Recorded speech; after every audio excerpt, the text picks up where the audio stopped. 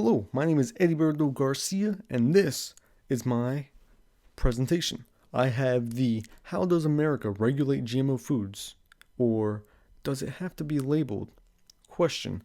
This is my presentation of GMO, and you'll see everything you need to know in this presentation. My two arguments in favor of my conclusion. First slide. First, the United States requires all GMO foods to be labeled as bioengineered. According to the United States Department of Agriculture, under a U.S. law passed in 2016, they must use the term bioengineered food to label the food that have detectable genetic material that has been genetically modified through a lab. So basically, any GMO foods have to be regulated or labeled with a stamp that says either GMO or no, bioengineered. I don't know if they don't like it when it says just GMO, but instead of saying GMO, they say bioengineered. GMO foods are regulated through three different agencies: the United States Food and Drug Administration, the United States Environmental Agency, and the United States Department of Agriculture. The Plant Biotechnology Consultation Program evaluates the safety of food from GMOs to make sure the foods are safe and edible. So, GMO foods are regulated through three different agencies. I only thought it was through the United States Food and Drug Administration, the FDA. I did not know there was two other agencies that look over GMOs. And then the Plant Biotechnology Consultation Program, they look at the GMOs, and once they test it and they see that, this food is edible to eat, you can throw it out. You can not throw it out. You can give it out. Give it to the consumers.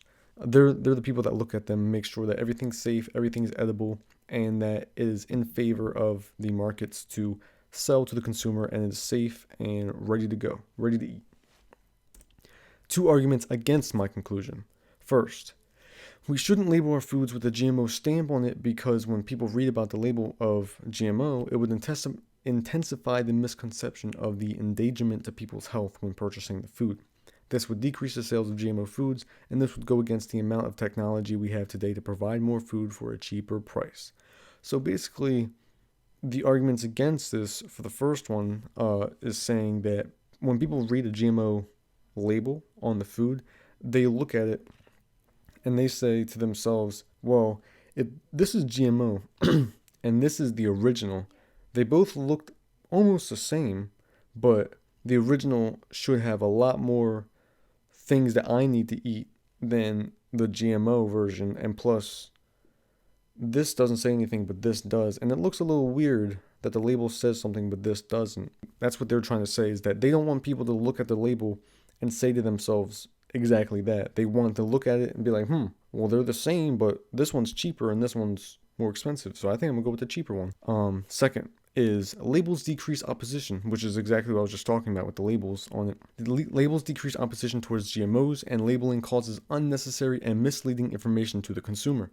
The consumer would stay away from that product if they are misled. The goal is to sell the foods without there seeming as though there is a warning label on the food. So that's exactly what I was just talking about before, how people, when they look at it, they don't want to see a label that may mislead them or make them think otherwise than the original item that they wanted. Why I answered the way I did.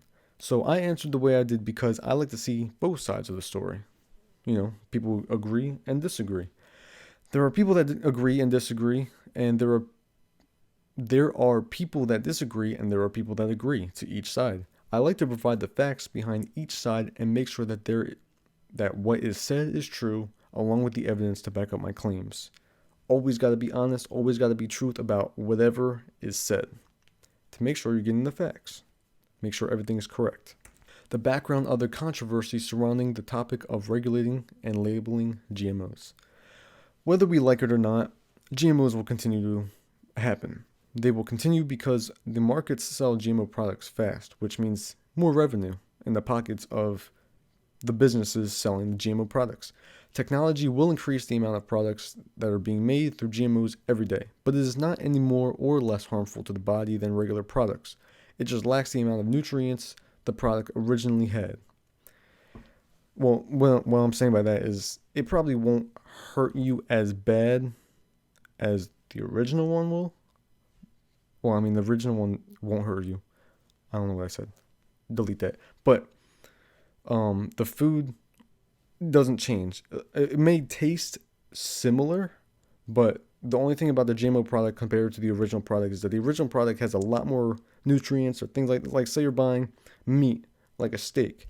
So you want to buy a steak and you want to buy a GMO steak. The GMO steak won't have as much nutrients or things that are healthier for your body than the original one, but they both still have it, but the original one will have more than the GMO product.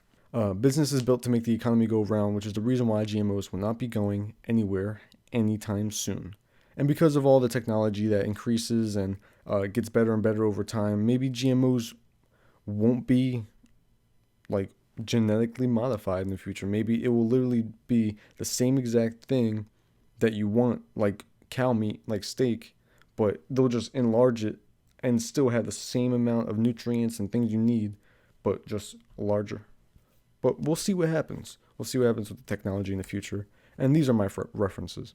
So thank you guys for watching this presentation. I hope you enjoyed it and I hope you learned something new.